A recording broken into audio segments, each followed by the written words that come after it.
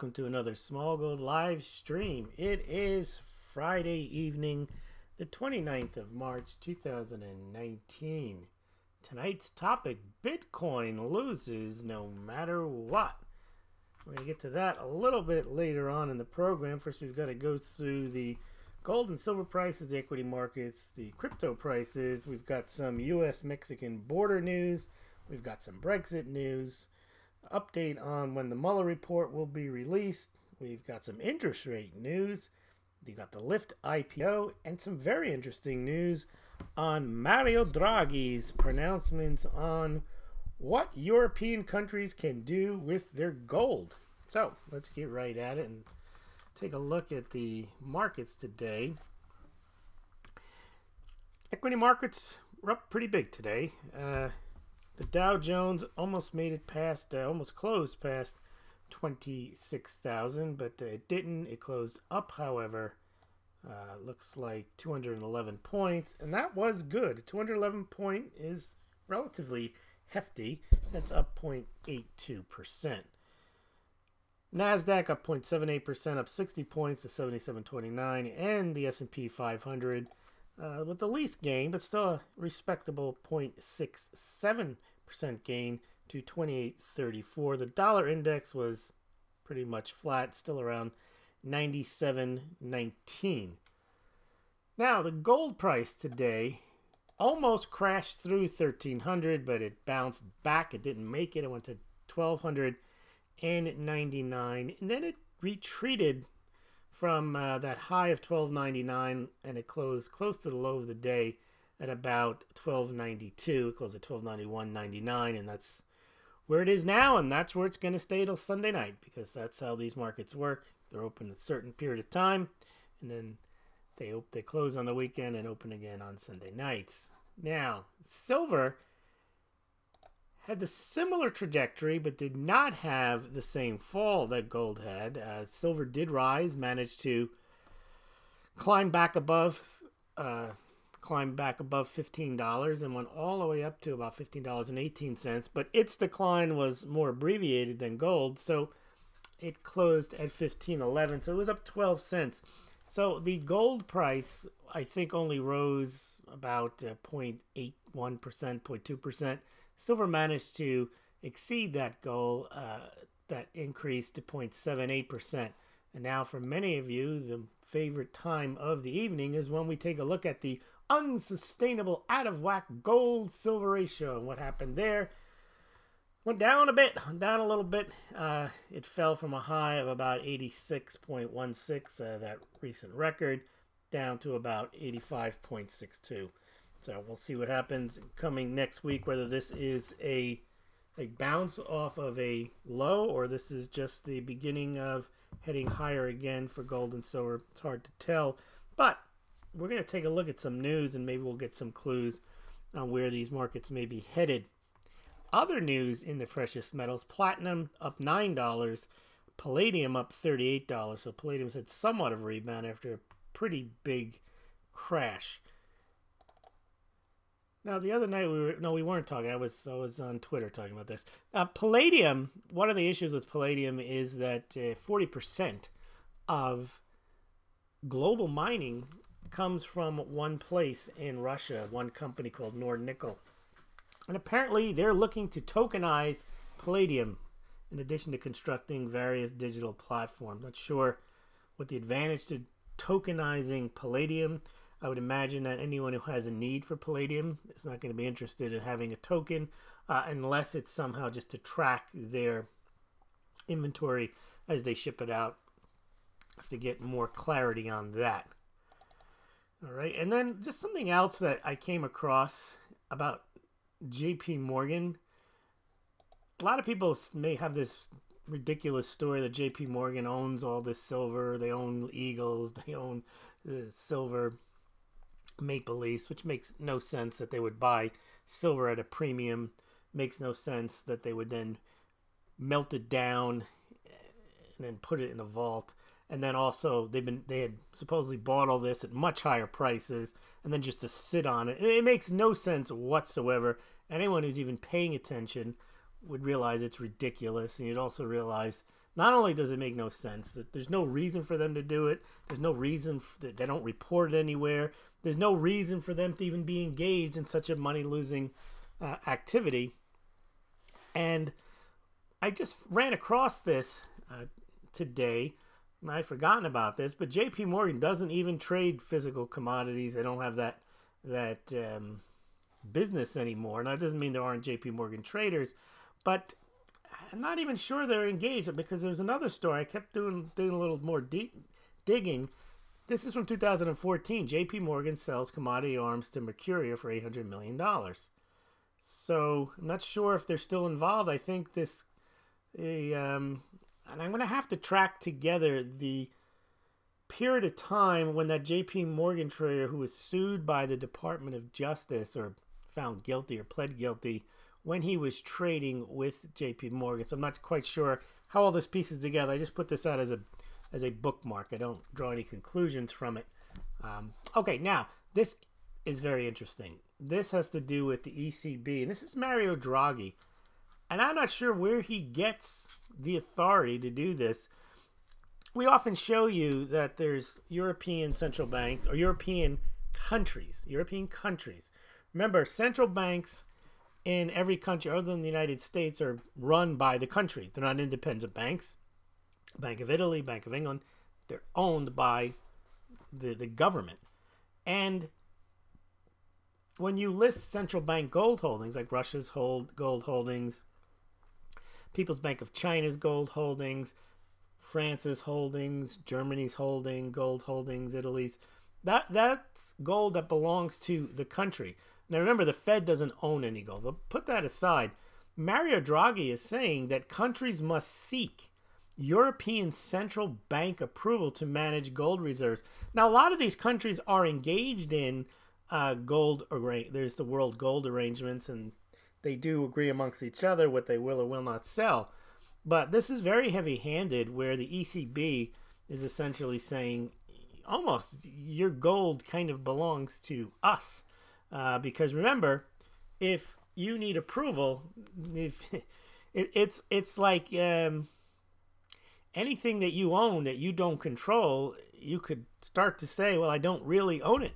There's the expression, if you don't hold it, you don't own it. But let's say you've stored your silver somewhere, and they told you when you could or could not sell it. I wouldn't think you would feel you had full ownership of that gold. So interesting. And Mario Draghi saying that countries have to seek ECB approval to manage their gold reserves. So the report came up twice. Same story here. European in Reuters. Central bank needs to approve any operation in the foreign reserves of Eurozone countries, including gold and large foreign currency holdings. So they don't want the central banks on their own doing anything without the ECB knowing about it or approving of it. Now, one of the reasons Germany, about 5 years ago, decided they were going to repatriate their gold, apparently they're done with that process, was because they were concerned that there may be a euro crisis. And they figured, no, screw this. If the euro goes down, it's each country for himself or herself. And Germany wanted to get their gold back just to have it, and that was their stated intention if there's an issue. Netherlands followed suit. I believe Belgium and Austria made some noises about doing the same. I don't remember if they actually followed through. But the idea being that each country still holds onto its gold for its own insurance policy. And let's say they want to manage their gold reserves higher, which in a way would... When central banks buy gold, it is somewhat of an anti-fiat play. The reason Russia buys it is because they're de-dollarizing, and they know that the ruble isn't strong, so it makes sense they want to add gold. Okay, no one's going to stop them within their own country from doing that. It makes sense. But let's say Germany or Belgium or France or Italy decides, we're part of the EU, we're part of the ECB, the ECB is the central bank, we want a little gold here. Mario says, come talk to me first. So, very interesting news. I don't know who protests that kind of news, but I found that very surprising that they would try to pull that. All right, let's go over to the cryptocurrencies. And pretty big day in some of them. And's BAT is up like 15% at 29 cents. That's that basic attention token. Bitcoin at 4,085, up almost 2%. Bcash about almost $170, up 1.22%. Ethereum, Seamus's favorite cryptocurrency, is up $141.16. That's up almost 3% today. And Ethereum Classic up almost 4% to 487. Litecoin 6114 up about 1.5%. A couple other coins. I promised I'd start following the other ones. Now, EOS, I believe, was up today, and it had surpassed a Litecoin in market cap. No, it's pretty much flat at the moment. That's at $4.28. A Stellar is at 10 cents. It's pretty much flat. Cardano up 8%, up to 7 cents. And then Tron is at like 2 cents, 2.3243. Got a very large float, so that's why the thing is only worth 2 cents. But it has a market cap of $1.55 billion. Monero is a privacy coin. That's at $53, and that's down about 2 cents. Dash, $97.73, up 7.72%. Pretty much up across the board, but the big winner was BAT, basic attention token. I think that was the big winner. And so was Tezos, was up also about 14%. Okay, now let's get into some of the news. That's pretty big news today. So let's just, this should be under Moronica, but it isn't. A Lyft IPO opens at 87.24, and it's worth billions of dollars now and $900 million in losses. Now what they're saying is that the next one to go out is Uber, which is like three or four times the size with about 2 times the losses. And they're expecting that one to go out at 3 or 4 times this ridiculous valuation. Now this is going to tie into what we're going to talk about. A lot of people that are talking about cryptocurrencies, how they're not worth anything, and they don't realize that Wall Street has been creating, quote, value out of thin air with stuff like this and Tesla and so on. So they've managed to create value. If you think about it, a company that loses this kind of money isn't worth billions of dollars, but they say it is. And then they say, well, future earnings. We've been hearing that about Tesla, and there are no future earnings, and Snapchat and a lot of companies. So we'll get into it when we start talking about cryptocurrencies. Just remember, these companies you can look at and shake your head and say, I don't understand. It loses money. How can you value it so high? What cryptocurrencies do is they remove that issue. There is no valuation because there are no profits from which to measure it. So if you want to manipulate something higher and create a buzz, you can do it a lot easier without this.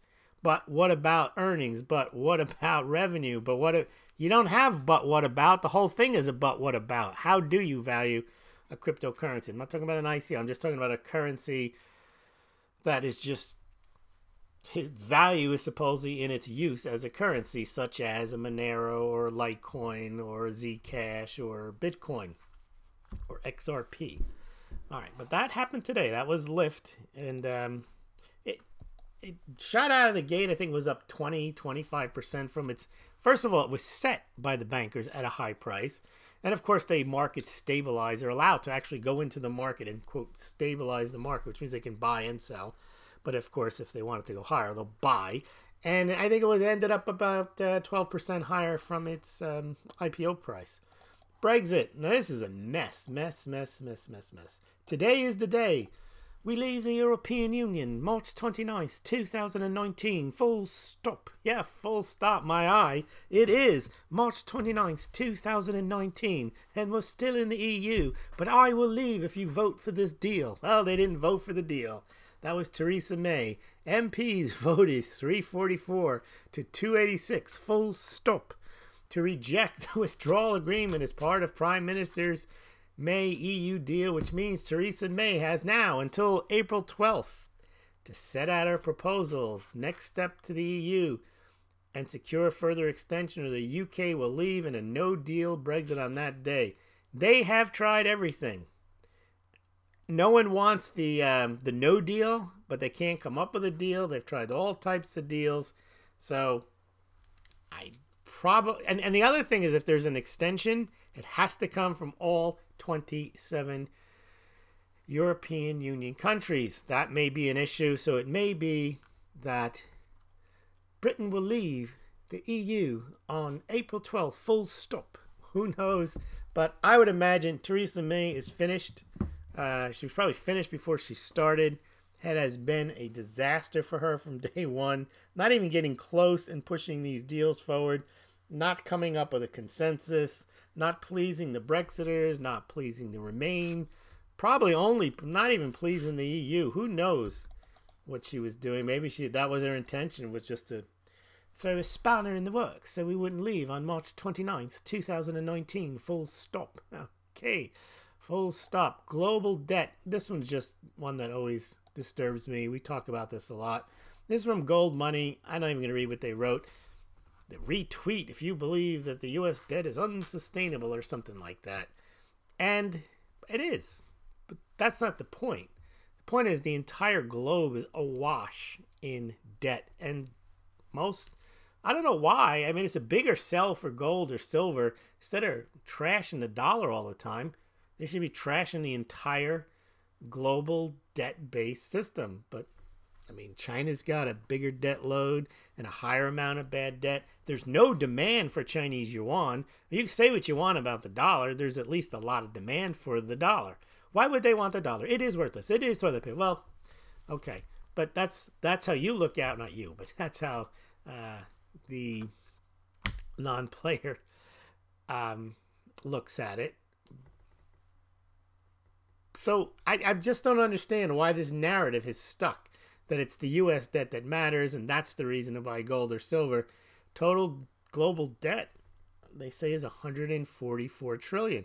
Also, to the dollar's credit, no, he's shilling for the dollar. No, I'm not shilling for the dollar. The point is that the Fed at least has positive interest rates, is not doing QE.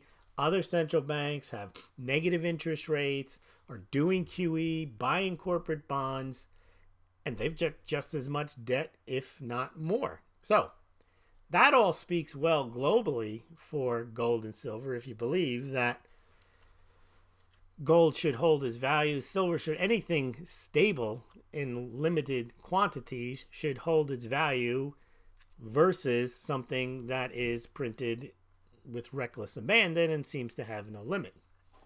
Anyway, it's just an aside. I see it all the time. It's always the United States bad, the rest of the world we're not going to pay attention to. Doesn't make any sense. And actually, the bad part of what mitigates the bad part of the United States is not only are the other countries worse.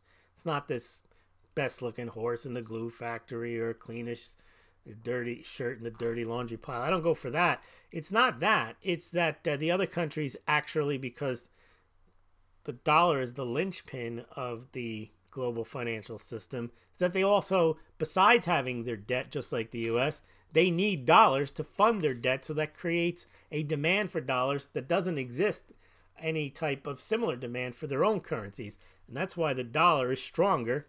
And people still, they don't understand why. That's the reason. Dollars are actually in demand. And people think that dollars should be in demand based on the soundness of the fiscal policy of the country. No, the whole thing. None of the countries have any fiscal discipline. The fiscal discipline is how many dollars do they need to pay off the debt that they've issued. And the United States does get a free pass. They can issue as much as they want, and they do. But anyway, okay, let's move on now to interest rates. So what happens today? Now, you know that Trump has been complaining about the Fed raising interest rates on them. They only raised them once during the Obama period, and now they've raised them since he's been elected 7 or 8 times. And he saying that this is like them trying to get him and that they should not have raised rates. We don't have any inflation. And Jerome Powell kind of shrugged it off, didn't say anything, and they kept raising rates, and then Trump kept complaining, and then finally at the end of last year, everything kind of switched. You had the plunge protection team meet when the stock market fell a bit. That is the President's Working Group on Financial Markets, which is made up of the Treasury Secretary of the United States, the SEC chairperson, the Fed chair, and they decide how they're going to, well, what they're going to do. And it's all secret. You don't know what they did. Maybe they didn't do anything, but the fact that they met seemed to give the markets confidence, and the markets pretty much have recovered from their low in late December 2018. And then the Fed did an about-face this year in their meetings, coming out and saying that, yeah, we're not going to raise interest rates this year, maybe one next year. And that flew in the face of their mentality last year when they were talking about a few rate hikes this year. Now, not much has changed, but they have decided that's the new policy. And now, White House Chief Economic Advisor Larry Kudlow, he's telling the Fed cut rates immediately, half a percentage point. The Fed has not moved in half-point increments. I can't remember the last time the Fed did a half point. It must have been under Greenspan. They've been doing these quarter point up and quarter point down things for the last 10, 15 years. Maybe during the financial crisis, they might have cut them by big amounts. But the Yellen, I don't think ever did anything more than a quarter point. That's the idea. They're going to do everything gradually, wait and see. There's a lag effect when you do an interest rate cut or hike. And the reason they're looking for a half a point, it's pretty obvious, is they figure by the time that half a point rate cut gets into the financial system, it'll be around the election 2020. Now, this is something that presidents have been well aware of ever since the Fed has existed. If you read the secret diary of Arthur Burns, who was a Fed Reserve chairman, Nixon hired him almost explicitly on the understanding, I think he got hired in 1969, 1970. Idea was when 1972 came around, he'd have interest rates lower, and then economy would do well, and he'd win. Well, he did win, but wasn't. But Kudlow is out there saying that it's kind of unprecedented because it's not even Trump. You can understand he breaks all the rules, saying things to anyone whenever he feels like it. But now I don't know if he was told to go out there, but Kudlow is saying that the Fed should cut rates immediately. Now remember, Trump also nominated to the Fed board to fill a vacancy. A guy named Mueller. We covered it the other day. He's also in favor of rate cuts. So they're making this big push to cut rates. But Kudlow was then later upstaged by Trump, who tweeted, had the Fed not mistakenly raised interest rates, especially since there's very little inflation and they had not done the ridiculously timed quantitative tightening, the 3% GDP and stock market would have both been much higher and world markets would be in a better place. So Trump is now on the Federal Reserve Open Market Committee making the pitch. Now, the other day, I didn't report on it, but he also put a tweet out telling OPEC we need lower oil prices. So it didn't look like that worked. They were $57 at the time. They're now 60.18. What's going on with William Barr and the Mueller report? There doesn't seem to be any pushback on it. It's funny that the Democrats are acting as if there's some kind of conspiracy and we need the report immediately. And I would think if unless you just think Barr is making up stories that he wasn't found, there was no collusion, and that somehow there's compelling evidence of obstruction of justice. I just don't know what that would be. Tweeting that it's a witch hunt and firing Comey, that's nothing. I mean, the investigation was allowed to run for 2 years. It was fully funded. No one was fired. I don't know what obstruction he could have done other than not sat for an interview, but who knows? But the point is, they've been asking for it, and they're going to get it. And Barr wrote a letter today saying, look, it's 400 pages. It doesn't make sense for me to summarize 400 pages. We'll turn it over. And it says that the White House doesn't have any plans to seek executive privilege over any of it. And the other part of it is I don't think they understand. I mean, there's a law here.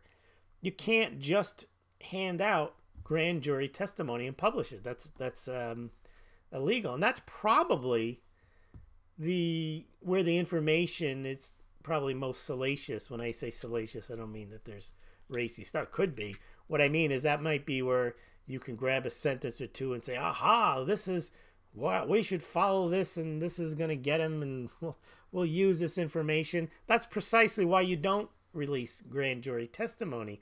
We mentioned what James Comey did when he announced Hillary Clinton, which he shouldn't have announced anything. It's not his job that they're going to prosecute or not, because it's the Federal Bureau of Investigation, not the Federal Bureau of Prosecution. That was supposed to go to the Attorney General. It was Loretta Lynch, but I'm not going to get into that conflict of interest. But the point is, what Comey did by laying out everything that Hillary Clinton did, and then said, well, we're not going to prosecute her. First of all, it makes him look stupid. It's like, why would you not prosecute somebody you just made a case for? But the real problem is that's illegal. You're not supposed to. If you decide to not prosecute somebody, you don't besmirch them and say, well, here's all the bad things they did. And that's why you got the lock her up stuff still going on, because he came out and he said she did all this stuff. Now, if you decline to prosecute, now, it's a good thing he did, because now people know what she did, but it's actually a very, very bad precedent to say all the bad things that somebody had done, or information that was gathered at a grand jury, and then said, but, we're not going to prosecute. That's not how it works.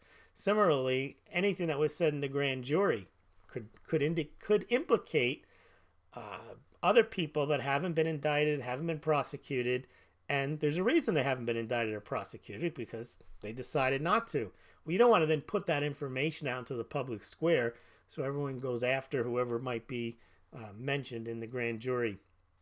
So I think they're being disingenuous with this. You could put out the Mueller report. You could put it out redacted. There's no executive privilege, but you can't just include everything. And I would imagine that maybe the Mueller report doesn't include I don't know what's in the 400 pages.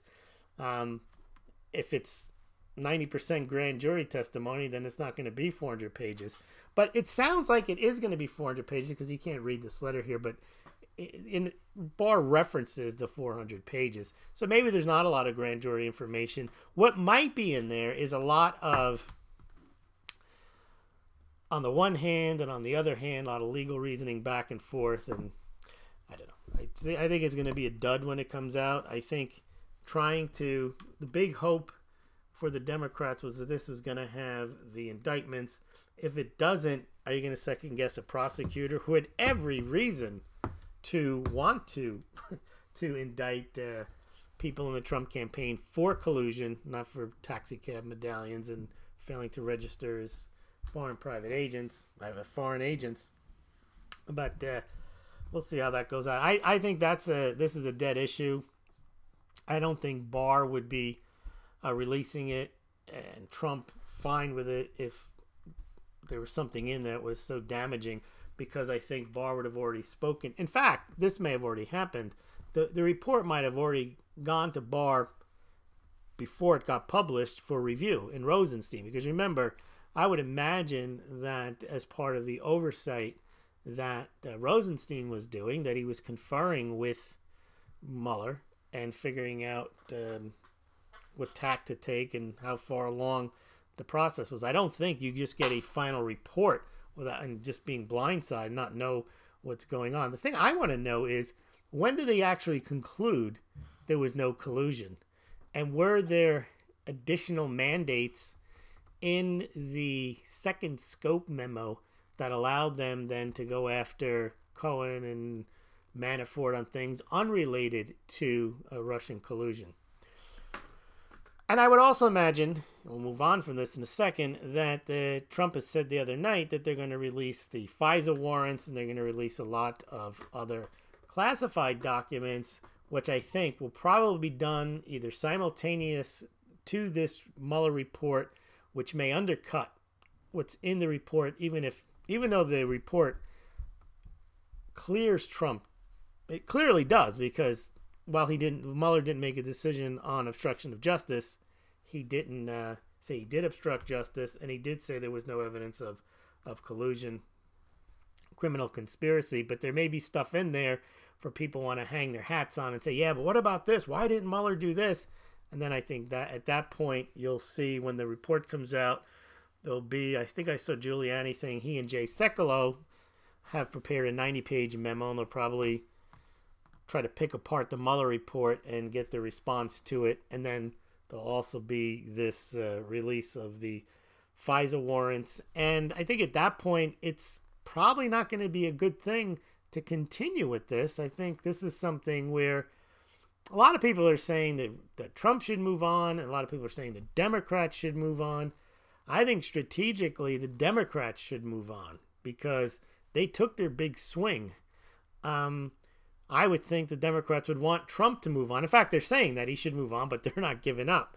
I think that strategically it's a mistake for the Democrats to continue to push this. They should be pushing other agendas and other lines of attack against Trump, and not this. This has failed as far as I can tell.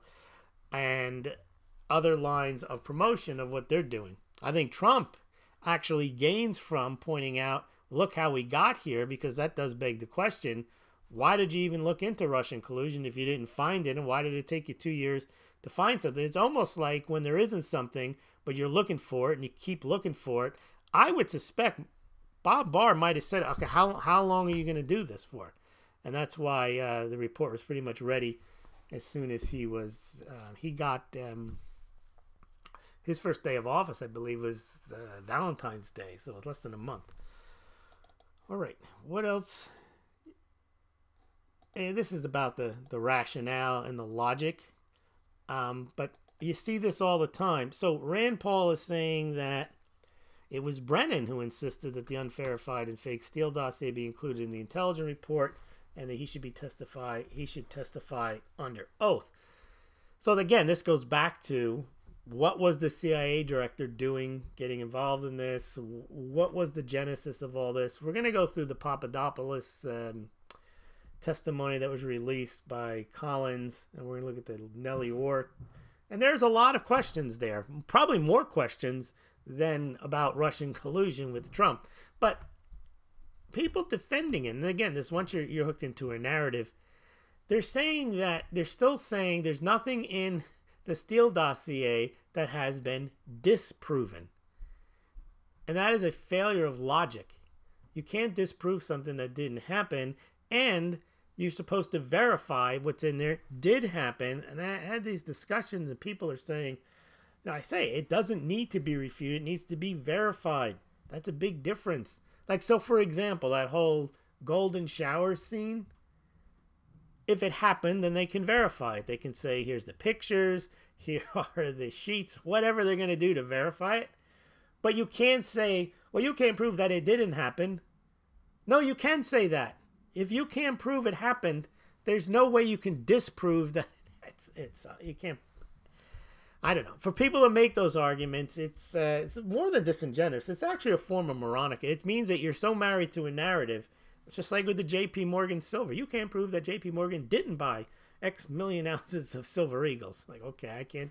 You're right. I can't disprove that. All right. And again, then the people are saying, well, they're going to verify. It's like they're supposed to verify that thing before it made it into the FISA warrant.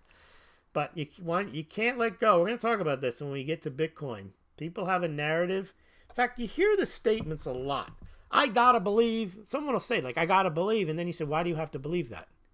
It's almost like they've convinced themselves, or I just can't see. When people say, I just can't see, and then whatever the rest of the sentence is, it's because they're not trying. They don't want to see whatever. And they just believe that, well, I just can't see. I hear people say, well, I just can't see how the gold-silver ratio could be so high. Because you're not thinking about it. You don't want to know.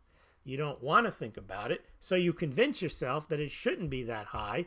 And therefore, you're right and the world is wrong. Because you just can't see. Well, at some point, unsustainable, you start convincing yourself, and you refuse to see is what it is. Well, I just got to believe. Anyway, we'll get to that in a minute. What else have we? On the border. He's not giving up. I heard him say this is Trump again. He says, I'm not kidding. I'm not messing around, he said. He tweeted it, and then he talked about it. He's complaining about the Democrats giving us weakest immigration laws. Then all caps. Congress must change our weak immigration laws now, and Mexico must stop illegals from entering the U.S. I'm sure that's how he communicates with Mexico, by tweet. Through their country and our southern border, Mexico has for many years made a fortune off the U.S., far greater than border costs. If Mexico doesn't immediately stop all illegal immigration, all coming to the United States through our southern border, I will be closing, all caps, the border, or large sections of the border next week. So, some turmoil there. We'll see where that goes. And we did Lyft, gold, silver, crypto. All right. I believe now we're ready. Now, this isn't Moronica, but for those of you who whose evening would not be complete without both. And what did that do for the unsustainable gold-silver ratio, or game over and game changer? A lot of you like to hear the introduction to Moronica, so I guess I'm going to have to get it loaded up and use it as the intro to this portion of the show, which is about why Bitcoin loses no matter what. It's really a function of, I guess it's kind of moronic. I just can't see. All right. Uh-oh. We got a moron here. Presenting the distinguished international news commentator and foreign correspondent, Smaulgld. This has been an extraordinary week in world affairs. No, I told Hillary Clinton that that's moronic. Yeah, I hear a lot of people, they have opinions. It's good to have opinions. And they're based on something that they believed 4 years ago or 5 years ago, and they still believe it, even though things have changed. And I used to think the government was going to shut down Bitcoin in 2013. There are still people who believe that, and they also believe that Bitcoin is worthless. So they have this, Bitcoin loses no matter what. Bitcoin is useless because it has no intrinsic value. But then they say, and governments will shut it down if it ever gets to a certain point. Okay. Now, last night we were talking about the gold-silver ratio, and as I mentioned, I wasn't trashing silver, just pointing out why I believe the gold-silver ratio is high, and it's because the two metals don't trade on the basis that they're apples and oranges anymore. They're apples and apples anymore. They're apples and oranges. One is gold, one is silver. They have different demand profiles. Neither of them are used as currencies every day. One is used more as a store of value than the other by central banks and by wealthy investors, and one is used more in industry. So they shouldn't have some type of monetary ratio like they used to have back when governments used to set the gold-silver ratio so they can have a bimetallic standard. And Delaville mentioned, I prefer facts over feelings. Thanks, Lewis. Now, I just want to mention, that's a great comment, and that is what we focus on here. And I say, feelings are for families and friends, not gold, silver, and cryptocurrencies. People get so immersed emotionally in gold, silver, and cryptocurrencies. I'm starting to understand why. I guess it's because maybe they're like, my precious. Maybe they're like that, and they hold and fondle the metal all the time. I'm starting to take a liking to doing that. I got the gift you saw the other night. I got a 5-ounce. You heard it just drop. I got a 5-ounce ingot in the mail, and now I keep it. Yeah, this is what I got yesterday. Looks like a gold ingot, but it's not. That's just the coloring. Yeah, so I can understand that. But anyway, people get very upset about these kind of things, and I don't know. I think that gold and silver and cryptocurrencies, or whatever asset they are, that's all they are. I mean, save your emotions for families, friends. I mean, do what you want, but or art or music or architecture. Those are things that are supposed to evoke feelings. They're not fact-based, but economic analysis and gold, silver, crypto analysis, they're fact-based. And if you're going to get emotional about it, okay. That's just pointing out here and appreciative of De La Ville saying she prefers facts. That's what I'm here for. I'm not saying that everything I do or everyone should do should purely be guided solely on raw logic and facts, but this is an area where I think you're well served if you can do that, and I don't find it hard to do. I don't have any emotional attachment to gold and silver or Bitcoin or Ethereum or any of these cryptocurrencies. People just, I don't know, they got to believe in something, I suppose. Okay, now let's get into this, why I'm talking about this. All right. So a lot of people still, I can't believe they still believe that governments are ready to shut down Bitcoin, arrest everyone, and ban it. And again, I used to believe that in 2013. But I guess what people, I don't guess, I know what people are missing are they believe that then, they believe it now, and they haven't seen a lot of the things that are going on. So one assumption that people make are, like someone was saying on Twitter, well, now that they can tax Bitcoin, it's all over. And that's the old, they're taxing it, so therefore it's doomed. And, they're now sending out from Coinbase and other things 1099s. But that misses the point, or makes an assumption that people are buying Bitcoin because they don't want to pay taxes. Now, the reason people think that was in 2011, 12, and 13. You had your anarcho-capitalists, your libertarians, your anti-government people. That's what they were saying. But the bulk of people that buy cryptocurrencies today, they might as well be buying Apple stock, and they don't care. They're just trying to make cash. They're just trying to make, and do they not buy stocks because they're going to get taxed on it? No. They know when they're trading, the end of the year, they're going to get a statement. They pay their tax on it. People trade cryptos in the same way. But people have it in their mind that the attraction to Bitcoin is that it's untraceable and you can't be taxed. Not sure about that. I'm positive the reason institutional investors want in on is not because they want to run some side gig where they can make money and not pay tax on it. And I'm sure a lot of people trading Bitcoin, that's not their primary reason to have it, is so they can avoid taxes. But people actually believe that. They actually believe that, well, it's all over for Bitcoin now because the government's cracking down on it. They're not cracking down on it. Actually, what they're doing is they're regulating it, and they don't see that regulation actually makes it more valuable because they think regulation makes it less valuable. We're going to go through some of the, here's the example here. Are Apple shares under government, see now it's under government control. Are Apple shares under government control? Do you pay capital gains on Apple shares? Yes. Does that mean Apple is not worth that much anymore? Not anymore. It's Apple actually is worth something because there's a market on which it can trade. If you think about it, that's why Lyft could never be worth anything unless there was a market at which it could be traded. The reason people gave Lyft that massive multi-billion-dollar valuation today was because it's trading on some type of regulated exchange. So it's got this fake stamp of approval. See, what the SEC does, it doesn't approve anything. And it actually says right on the front page of the prospectus, we don't approve this.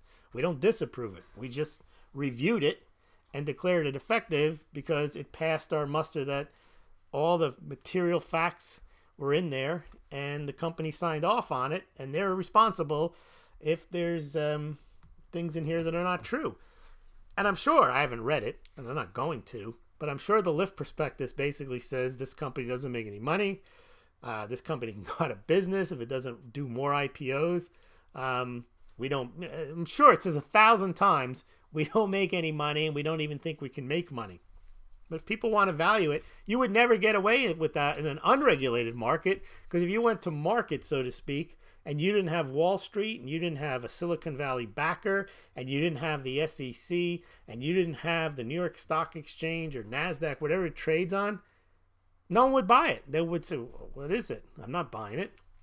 So regulation actually helps stocks get more valuable because they're in a trading platform. And that's exactly what the idea behind institutionalization of Bitcoin would do, is put them in these regulated platforms where more money can feel comfortable moving in on and buying this stuff. This isn't investment advice or even a prediction.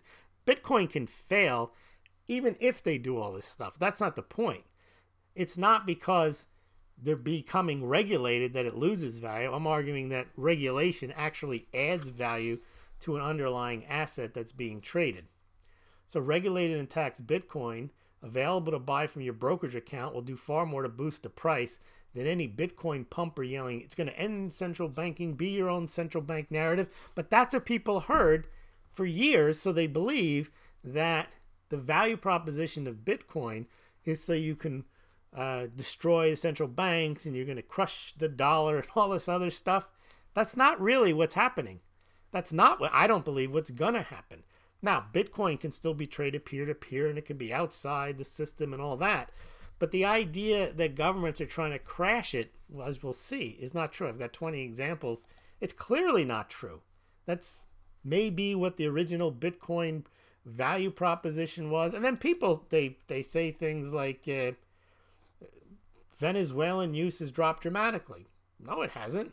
They have a site right here. Bitcoin trading in crisis-stricken Venezuela just hit an all-time high. So again, data and development, not fantasies. And again, I don't care. I actually don't like Bitcoin. I don't like these digital currencies. But my view of them is not going to change what's going to happen or what I think is going to happen or what is happening. People think because they've got an opinion and they repeat it 1,000 times, that's going to have an impact on what's going to happen. All right, what else do we have here? So let's go through. I've got a whole list of things that actually show what's going on with cryptocurrencies, and it's the exact opposite. Governments are not trying to shut it down. They're not trying to make it illegal. And yet, you see, once you have the mindset that you're against cryptocurrencies, for whatever reason you're against them, you could be against, they don't have intrinsic value, they're going to zero. I gotta believe if it ever does get popular, governments are going to shut it down. Well, why do you have to believe that? See, there's a thought there. If you stop and think, well, what does shut it down mean? Sometimes shutting it down means co-opting it, corralling it. Much easier to shut something down or remove the threat that somehow Bitcoin is going to be a threat to the dollar or the euro, whatever it is. Well, you subsume it into the payment system. You subsume it into the regulatory structure of Wall Street. You subsume it into the venture capital money of Silicon Valley, and then it runs through the same pipeline as an IPO. You do an ICO, goes through Wall Street, it gets listed on an exchange, you set up regulated trading platforms, you do all the same stuff you do for stocks to the point it becomes barely used as a currency. Well, then it wouldn't have value. Well, you would think so, that if somehow Bitcoin or Litecoin has value because it's used as a currency, that if it didn't have that use as much, and I don't think it'll not be used, but if half of the Bitcoin or Litecoin are corralled into ETFs or traded on platforms and never used, you would think that some of that value would be lost. No. It's use Lyft or Tesla as the example. You don't need profits in those companies as long as it's trading on an exchange and people want to trade it. At least with the Bitcoin and Litecoin, you can trade it and you can take it if you want, like take delivery of it and go spend it. Whereas you really can't go and spend your Tesla shares the same way or your Lyft shares. So, but this stuff about governments trying to quash it, if you're just half paying attention, it's going the other way. Here, Wyoming. Wyoming Mueller's launching blockchain-friendly bank to lure Bitcoin companies to its state. Why are governments interested in Bitcoin if it's such a threat? Well, it's not if you view it as a means of tracking, tracing, taxing, and raising revenue. And Wyoming's not dumb. They realize they could do just like Delaware. You become the place. That's the place where all the corporations are, where they race to the bottom. You make it crypto-friendly. You've got Malta doing that in Europe. They're called Crypto Island or something. Now, here you go. Ohio already accepts Bitcoin in the payment of taxes. This tax season, corporations can pay their taxes using Bitcoin through a service, I think it's BitPay. And New Hampshire and one other state are in the process of approving regulations that will allow it next year. If they were trying to shut it down, then they're not. They realize if Bitcoin has 80 billion in value out there, there's a way of capturing that value, taxing that value. What's the point of shutting it down? Well, I gotta believe, or I can't see. Well, okay. A few more points here. Number 3, the New York Stock Exchange. This is I don't know how you missed this one. Along with Microsoft and Starbucks are launching Bakkt, a Bitcoin trading platform and storage solution designed to aid Bitcoin adoption. Now, you don't get more mainstream than that. They're going to arrest Bill Gates. Well, he's not there anymore. And Harold Schultz from Starbucks, he's not there anymore either. You get the point. And the New York Stock Exchange. No, they're trying to help us. And we're going to see a comment from a CFTC commissioner in a minute. 4, Fidelity, which has I don't know if it's trillions. It might be. I had the number at one point. Tremendous amount of money under management, tremendous amount of trading done every day. They've already launched a crypto trading platform. ErisX, which is back to TD Ameritrade, they're going to be launching theirs soon. Fidelity already allows Coinbase integration on their platform. You can't trade from the Coinbase, but you can set it up so that your Fidelity dashboard integrates your Coinbase dashboard. Jack Dorsey from Twitter owns Square. That Cash app sells Bitcoin directly from the app. And they mentioned they sold last quarter, the fourth quarter of 2018, $50 million worth of Bitcoin. Sequentially, each quarter in 2018, they sold more Bitcoin from that app all year. And the whole year, I think they sold 166 million. So you can see if they were on a run rate of 50 million in the last quarter of 2018, they would have sold 200 million. And he's a big proponent of the Lightning Network. He's working on bringing that there, and that's all designed. Remember what the Cash app is. It's not designed to trade. It's not designed even as a hold as an investment. It's designed to have on your phone so you can spend it. So you have much versatility. You'll have trading vehicles where you just trade it. You'll have spending vehicles like this type of Cash app. And then people can also just hold it in cold storage. All right, that's number 5. Let's look at 6 to 10. Number 6, Indiana. Well, this is Indiana and New Hampshire have bills pending to accept Bitcoin for payment. Again, they wouldn't be doing that if they were trying to destroy it. The Litecoin Foundation owns a partial stake in a German bank. That's a big deal. Because, again, if you're part of the system, you can't shut it down. I mean, once you're part of a bank, you have access to the SWIFT system. 9, the government of Venezuela, we saw this, has set up a Bitcoin Litecoin remittance site. Now, if any government wants to shut down something, it would be a large socialist country that's having trouble. They'd be the most heavy-handed. They actually view the remittances of Bitcoin and Litecoin as a way of getting money into the country. Number 10, New York State issues BIT licenses. We've seen the Winklevoss twins. They have one. There's ATM operators have them. And trading platform Robinhood recently received one.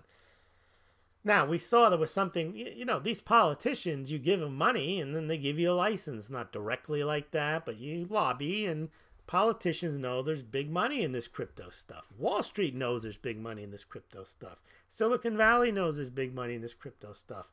Think about what happened in 2017. $40 billion worth of ICOs were issued. Almost all of them were dog crap, and they were promoted by pumpers on YouTube channels. If they managed to do that without any type of Wall Street savvy or road shows or all the other marketing stuff that Wall Street does, imagine how many tokens that Wall Street could bring, how much money Silicon Valley could invest in and get their big home runs and their exits at 50 times what they put in if this all was regulated. Anytime Wall Street sees $40 billion being raised and they had nothing to do with it, Now, that's exactly what's happening. They saw that. They want a piece of it. And they want the SEC to shut down all of those ICOs. They were all unlawfully issued. They don't know how to do it. Give it to us. And there is now, if you go to sec.gov/ICO, you'll see what I'm talking about. SEC wants you to bring your ICOs. They're not trying to stop anything. We got a few more to go here. Number 11 to 12. Switzerland already has a crypto ETF. And Wyoming passed a bill recognizing Bitcoin as money. We hear all these stories about the different states recognizing gold and silver as money, and there's lobbying going on there. It's the same thing here. Wyoming now has a bill recognizing Bitcoin as money, and there's similar bills in other state legislatures. This is news to people because it's stuff they don't want to know, or they don't hear about it, and it doesn't matter to them. They just want to keep repeating, and the government will shut it down, and then it will be over, and then whatever. All right, let's see. 13. Now, this one I covered the other night. I didn't play the video clip, but a woman was interviewing this guy from the CFTC, a commissioner, and not only did he say we're diligently working on all crypto-related applications, he actually said something to the effect that we really want to help promote adoption, but we need to do it in this regulatory environment.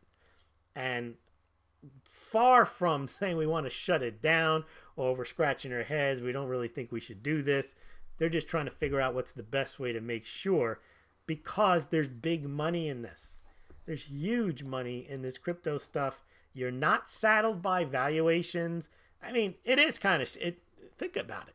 Lyft goes public today on $900 million of losses, and it has a multi-billion-dollar valuation.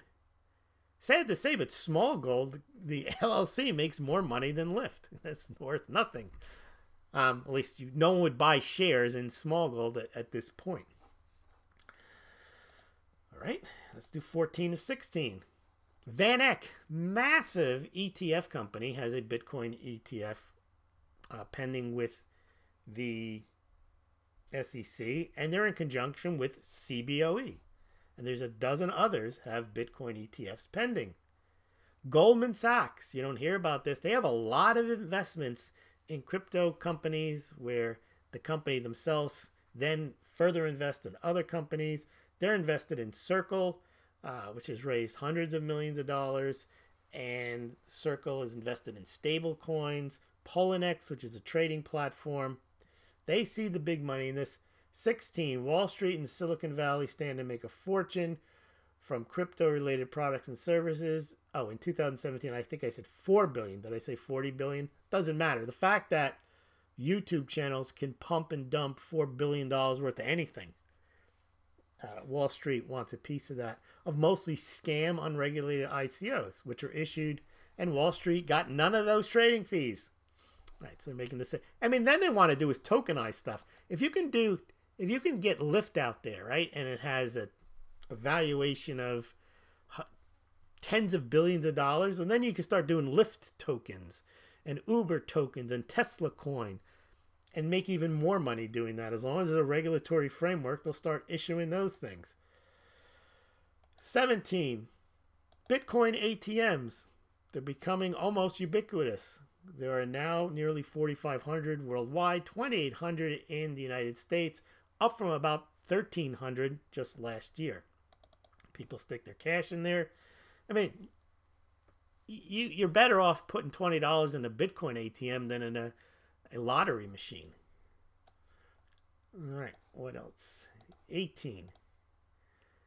Okay, this is the point. Bitcoin pumpers say it will eliminate central banks, and Bitcoin bashers say it will be made illegal. I say it will be largely subsumed into financial payment systems with other cryptocurrencies, and many crypto token projects will be Silicon Valley backed and Wall Street issued and regulated. That's how I see things going. I'm not placing a valuation on any of the cryptocurrencies. I'm basing this type of projection on what I see. That's not what I want, but I know that Wall Street knows how to make money off anything. You got people like who was that woman who worked at, I think it was J.P. Morgan, Blanche or whatever. Anyway, securitizing everything, collateralized debt obligations. They know how to make money out of this kind of stuff, and crypto is perfect for them. So that's why they're pushing it. They're not looking to make it illegal. Property taxes being paid in Bitcoin. This is in Canada. Ontario town approves pilot program for paying property taxes in Bitcoin. People telling you they're trying to shut it down, they're not paying attention. Not only did they issue a press release saying that town will now accept property tax, why wouldn't they? If you can convert it into Canadian dollars, why? Let's say you are a crypto guy or gal or whatever, and the bulk of your money happens to be, I don't know, you have $10,000 in Bitcoin and you got $500 in the bank. Still good. You send them the $10,000 for your property tax or whatever it is. Now your property tax is paid. What do they care? Now, they're not going to hold Bitcoin. None of these companies are. They're going to convert them through a payment process. I forgot the one they're using. But they also, Coinberry is the one that they're using. It must be a Canadian one. They even mentioned in the press release other crypto options like Ethereum, Litecoin, Bitcoin Cash, and Ripple could be added in the future, which means they're going in the direction of adoption, not of trying to shut it down. That's Canada and the United States right there. All right. Then we had another one here.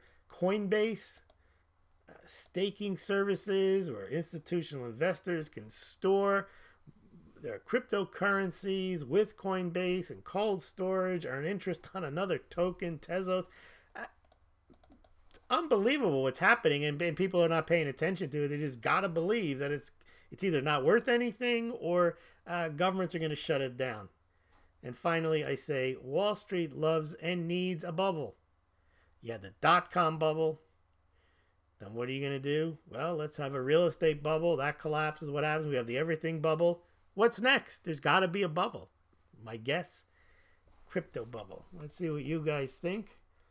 And none of this is investment advice. This is just projection of what I see. In fact, it's cold, hard analysis. I would prefer things not to be debt-based. I would prefer things to be based on valuations. So I don't like to see Lyft and Tesla going sky high when there's no money to be made on the traditional metric of earnings. I don't like to see Bitcoin or any of these tokens or cryptocurrencies being valued just because people are buying them. Yes, it's free market somewhat, but what's it based on? But I do digress, and I want to see what you guys are, or y'all, not you guys. Let's see what you are saying. I do notice when a crypto title is in the thing, I get less visitors. So people want to hear about gold and silver more, but let's see. Mintmark says it's Friday. It's time for a libation in the Smaulgld mug. All right. Crypto Shrugged Author is here. CoinsAZ is here. Maple Hedgehog. Pablo. Ann is here. She's making dinner. Yeah, right. CoinsAZ, Maple Hedgehog. I'm relatively new to the Smaulgld channel, but I really like the level-headed analysis here. Nice. Thank you. CoinsAZ, good to have you aboard. I didn't even welcome the Smaulgld mug stackers and game changers. Well, welcome to Friday evening with Smaulgld. So Mike Hearney's bought more Mercury dimes last night. The gold-silver ratio is more likely to decline than increase. That is all I need to know. Could be. The other question is, did you pay more for Mercury dimes than you would have for Roosevelt dimes? I know some of the places they charge more for them. But from what I understand, when you go to sell them, you're not going to get more for Mercury dimes than you are for Roosevelt dimes. The only reason to buy Mercury dimes is if you like them or you're trying to pick out dates and you want to save them. If you're just buying it for the silver content, you're better off with the Roosevelt dimes. Bitcoin loses to Batcoin or BAT. Bitcoin is a total winner too, says News Unit. Eli is here. Hello, Eli. Fiona William is here. Okay, Fiona William, what do you think of Testos? I don't really know much about it. It was the biggest ICO bar one, and then it soured up a bit. Yep. All right. Philip Kennedy, he's got a link here. I'll show it. He says, just finished watching the Real Vision doc on Tesla. Okay. I left a link if you guys are interested in hearing about Tesla. Where's Barry? They should just do the hard Brexit. I just don't see what other option they have. I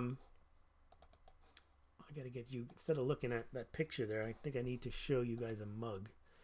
Because after all, if you're a mug stacker, oh, there's the mug stacker club there. I got one in the mug stacker club over at Subscribe Star.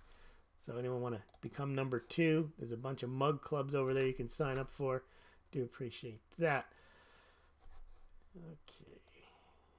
MH is here. Fed is doing QE buying bonds to keep interest low. Fed is monetizing debt. Yeah, but they don't have a program where they've earmarked new money, 30, 40 billion a month, like ECB still has, like Bank of Japan still has. Not saying they're prudent, but they're more prudent than the others.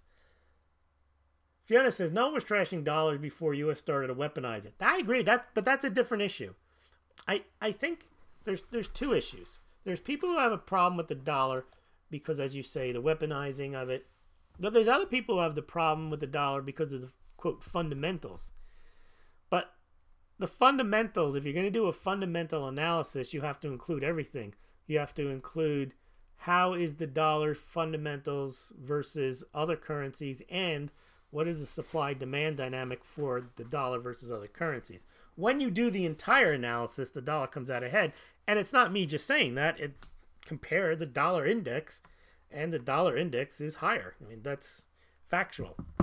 Now, being against the dollar because of political reasons, geopolitical reasons, that's an entirely different story. Yeah, and you are right, though. Before that, everyone was perfectly happy with the dollar, including Russia. In fact, Russia used to hold treasuries. Why not? Russia was somewhat forced out, and Russia now fends on its own, and that's why they're adding gold. And in fact, Russia didn't even have much trade with the U.S., and they still had dollars. Yeah, so that's a different issue. That, I think, undercuts the dollar more than the idea that the dollar has debt. I think that's if the demand for dollar goes down, not because of the fundamentals, but because countries feel they don't want to be relying on the dollar and they somehow can have a way out, then that hurts the dollar. But I don't think the debt hurts the dollar, only because it's in an entire debt-based system, and they all have debt, and they all need dollars to pay their debt. Okay. Lewis, would you comment on Turkey? Erdogan established capital control. What's going on? That's just a mess. I mean, you'd have to do a full show on it. It's not really worth doing. They've got much dollar-denominated debt. It's a disaster of a currency. It's a disaster of an economy. I don't know what he thinks he's doing. I don't follow Turkey that much, but I haven't been impressed with the moves that they've made to shore up their economy. They've bought gold and they sold gold. They've taken Venezuelan gold. I don't know what they're doing. They're supposed to be part of NATO. They're not. I mean, I don't understand the policies that are going on there, and doesn't reflect well on their currency. They're certainly not doing very well. All right, what else do we have here? I want to put up the standard. There we go. Put that up there. Blueberry cobbler, anyone? That's interesting. And it's just made. It's dessert time. All right. Maple hedgehog. What are you guys talking about?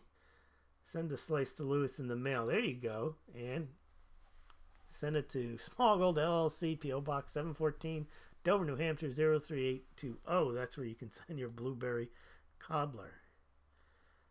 You guys are talking about drinking and smoking. All right. Let's see. Oh, good. Anne's going to take a picture of the blueberry cobbler. That's the big interest of this evening. So tomorrow night I should have that up for you guys if she sends it to me. And she's got cats too. All right. We only have that one picture. We only have one cat picture. And that is of Morning Mayan, and she sent us a picture of her cat with the Smaulgld mug. So Anne's got her cats and kittens. All right. What else do we have tonight? Ron Campbell, wait until you actually use crypto to buy something online. It feels like marketplace heaven, low fees, quick settlement, done and done, no third party. That, and again, that's one of the main reasons for mainstream adoption, is not because it's going to end central banks. I did a whole video. You might be interested in this one, Ron Campbell. Google Netflix versus Blockbuster, and then I have in brackets Bitcoin versus PayPal. And I talk about how, and you might have to add Smaulgld to that one, and I talk about how Netflix actually was more inconvenient than Blockbusters, because you had to wait, and you couldn't just go and get the video you wanted, but you didn't have to pay those pesky late fees. And I'm telling you, merchants, that adds up, especially small business. Got to pay 2.5%, 3% to PayPal. Sometimes they hold your money, you get chargebacks. If you can accept cryptocurrency, you don't get the chargebacks and you don't have the big fees. So that is something that's flying under the radar. All right. Yes, Pablo said I heard today Ontario is now taking Bitcoin for taxpayers. It's not Ontario, it's a town in Ontario, and it is property taxes. Yes, starting in April. Coins AZ's got 5 rescue cats. Yeah, I would get carried away if I was. You have to watch it. You start taking in. You see online all these rescue kittens and dogs, and you want to take them all home. Yeah, but it's good that you do. You know.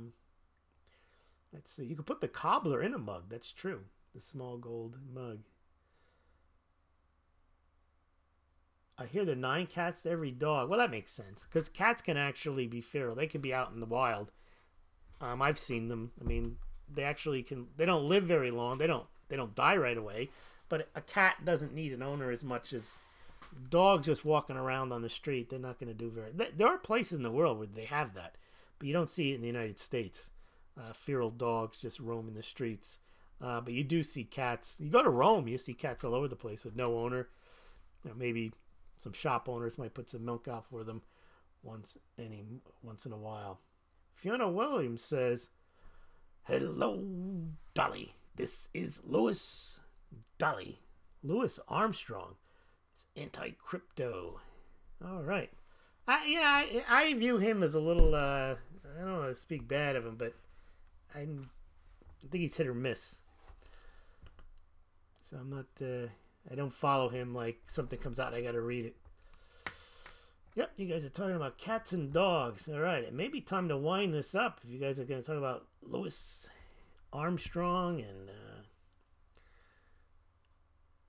cats and dogs. Okay, Fiona Whalen, the fact that Bitcoin quote is published on Money CNN along with major commodities, and NASDAQ runs an entire pricing system as well, indirectly implies that government's not against Bitcoin. Exactly. Well, what about MSNBC pump? What is it? CNBC that pump. Hold on. I had them in tonight's show notes. I didn't show them to you. They're pumping the heck out of it. You never see that with gold. Look at this. Where did it go?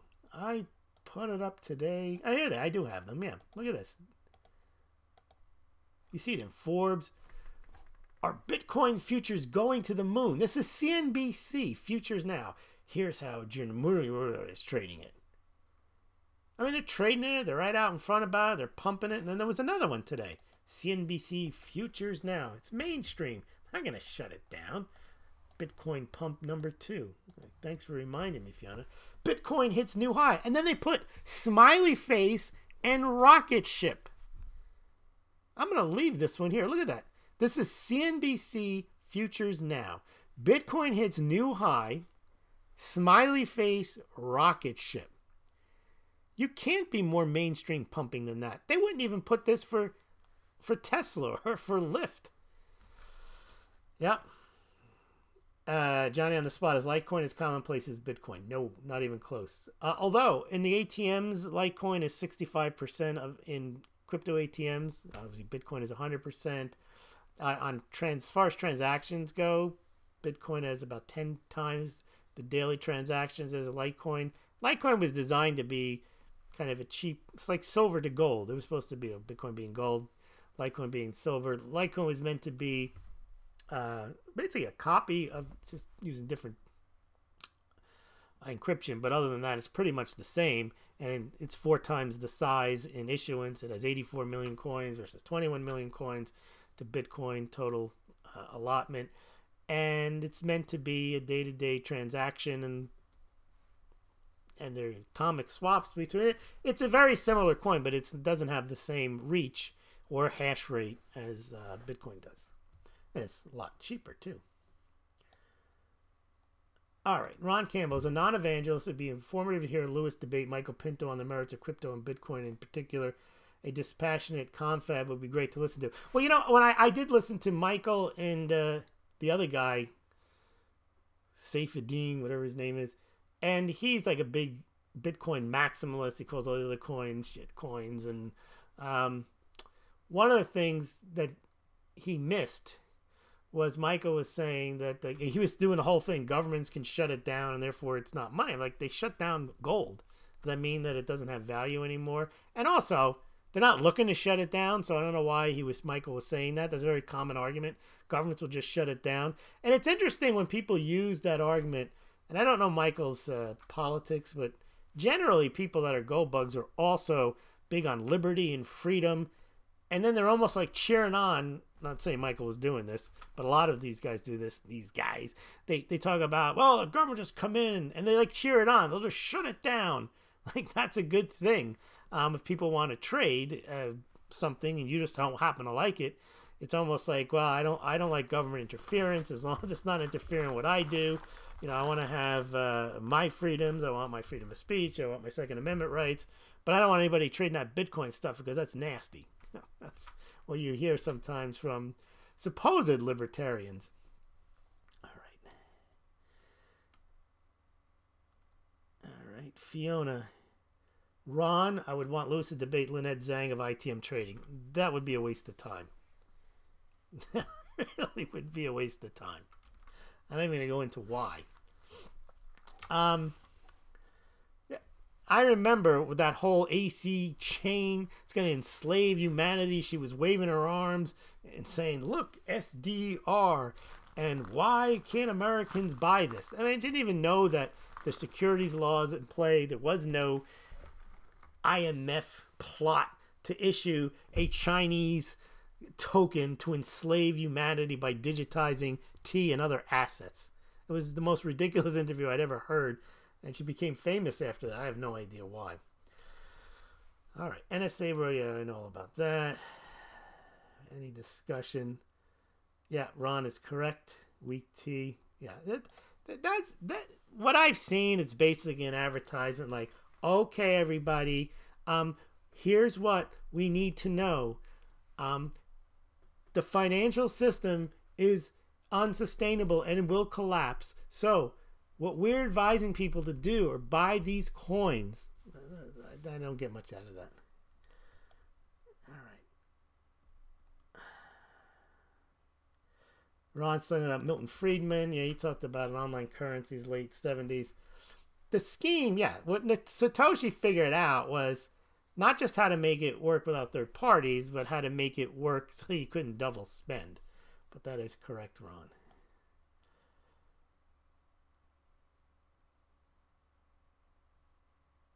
Yeah, I mean, if you want to listen to Lynette, have at it, Fiona. I get nothing out of it. Okay. You guys are talking Bitcoin. Pablo, correct? No. Anything else? Anything else for us? Well, you got a lot left. Hold on. Yes, Maple Hedgehog. Are you Canadian? This is happening in Innisfil. Yes, it is indeed. I'm glad I learned you something today, or at least brought something to your attention. That is a nice looking maple leaf. These guys. John is spot. I'm late to the game here. Has Lewis confirmed that Warren Buffett did buy 129 million ounces of silver? Yes. That is not a pumper story. I've covered that. He did buy it. It was in his report. There was a press release on it. He bought the 129 million ounces of silver, held it for, I think, about a year and a half or 2.5 years, sold it in like 2006, I believe. made a return. But yes, that is not a silver pumper story. That is a fact. Now, I can't prove he actually had it, but he listed how they got it. It was like the process in which they bought it. It's all in a press release. So that is not a pumper story. It is a pumper story, but it's not a fake pumper story. All right, silver stacker for life. Yep, he's right. I'm just pumper saying it cuz. Alright, what else? Yes, Ann's making this point that I was making. Gotta make you wonder, not that it matters, why is CNBC not pumping gold but Bitcoin? That's huge. The fact that they actually have that Brian Kelly on there pumping Bitcoin, and by the way, more people hold in dollar values gold than Bitcoin. They don't talk about Bitcoin. They talk about it all the time. They're quoting it. Where's it going to go? Like, who cares? When I say who cares, I mean the number of people that are in Bitcoin is nowhere near the number of people that hold gold. Central banks are buying gold. All right. Is that a stellar rocket? Yeah, no one promotes gold more than the pro-gold YouTubers. Well, that's true. Yeah. Lakers reaction, Litecoin, much quicker transactions and cheaper. That's correct, and that's why Bitcoin had to come up with the Lightning Network. But eventually, if there is massive adoption, Litecoin will have the same issue eventually if they get the type of transaction volume, but then they'll also be doing the Lightning Network. So there's actually a good transition period there. All right. Lewis, did you notice the 0.07 ETH? Oh, no, I did not. Did you send me? I will check right now. I did not check. Let's just confirm that transaction. Well, thank you, but let me take a look here. I did not see it. I need to log in and to see the ETH proof of work or proof of stake or something. Let's take a look. Let's see what's happening with Ethereum. We might have to transfer it to Seamus McGee. Oh, I love me some Ethereum. Paul Campbell's be sending me Ethereum through the internet. Let's see, if we go into the accounts and we take a look, and what have we here? Have we got any Ethereum sent through? Oh, the Ethereum wallet looks like it's receiving. There it is, 0.070 Ethereum. I'll show everybody. It is $9 worth of Ethereum. Thank you very much, Paul. There it is. Yeah, that's the other thing. You don't even notice it was. I mean, it's not that I don't go checking to see if anyone sent me. Usually people, they will tell you they're sending it. But that is, and if it was being converted into dollars, which I used to do, I would then get a notice that it happened. But I guess if it just gets sent in, they don't tell me. So thank you very much for that. Let me get this in there. I already got rid of it. Anyway, well, thank you. I can't show it because I took it off the screen. Thank you very much, Ron. Oh, did Warren Buffett buy silver again in November? Not 2000. No. If the pumpers are saying that Warren Buffett just bought it again, you can file that away with J.P. Morgan buying silver eagles. Sell that Ethereum for Bitcoin. No, if the small amounts that I get, I like to keep from just because someone sent it to me, I'll ride it out. I mean, that $9 could be $90 one day. Then I'll cash it out. Just like this, my silver that I got. I'm not going to sell it. I'm going to hold on to it. And if silver does skyrocket, then I'll have this 5 ouncer here and I'll sell it then. Silver Stacker for Life says, buy what you like, guys. I do not understand crypto. And one of the rules of investing is buy what you know. But I would say this. I'll add to that. If you don't know something, I'm not talking to you, Silver Stack, then you keep your mouth shut. People giving opinions on stuff they don't really know anything about. They're just convinced, well, I just got to believe, or I just can't see it. Well, okay, so you can't see it. That means you don't know what you're talking about. But if you do know what you're talking about and you do understand something, that's when you invest in something. Buffett even said he doesn't understand it, he doesn't invest in it. Now, he does then trash it, but he does admit it. At least he doesn't understand it. Buffett didn't invest in any .com companies. Didn't understand it. He was invested in Coke and all other stuff. Served him well. He invested in what he knew. I guess everybody has to do what they know. Maple Hedgehog says, I want to know crypto. That's why I'm here, but I don't know how to keep my mouth shut. Yeah, but you can type stuff in the comments. That's okay. Warren Buffett can buy half the silver on the planet, not just a couple of tons of silver. Well, yeah, you know, a year's worth of silver, 800 million ounces, is worth like $12 billion. I think I had once done a list. I think there's like 60 people in the world that have that kind of money that could buy a whole year's supply. Yep, can't afford to buy Bitcoin or any crypto right now. Yeah, well, that's another reason. Coins A to Z, I know nothing about the things I'm completely clueless about. All right, everyone. Well, looking forward to tomorrow. Tomorrow night is Saturday night's Silver with Smaulgld. Haven't picked a topic. If anyone has any suggestions, I don't promise that I'll cover it. But if you have a silver topic you'd like covered, a silver topic. Remember, we don't talk about anything else generally. We may ancillarily talk about gold. I may tell you the crypto prices at the beginning. But last weekend we did Silk for Silver. A flood of silver goes to China. That was well received. A history lesson on 16th century silver found in the Americas. They were looking for spices. They found silver, but then they used the silver to buy the spices in the East. Very interesting story. All right. Andreas, yeah, he'll give you but which one that you got to give him a link in. I'll leave open the chat for a while because Andreas has got thousands of videos. You have to pick the one that's like the intro one. Yes, we are entering Personality Girl. You got to go back. But I am taking suggestions or ideas for Saturday Night Silver with Smaulgld for tomorrow night. And I'll give you, instead of 10 seconds tonight, I'll give you 20 seconds to come up with topics for tomorrow night. If you don't have any, you want to email me at Smaulgld@gmail.com, you can do that. But we'll start counting now. 20, 19, 18.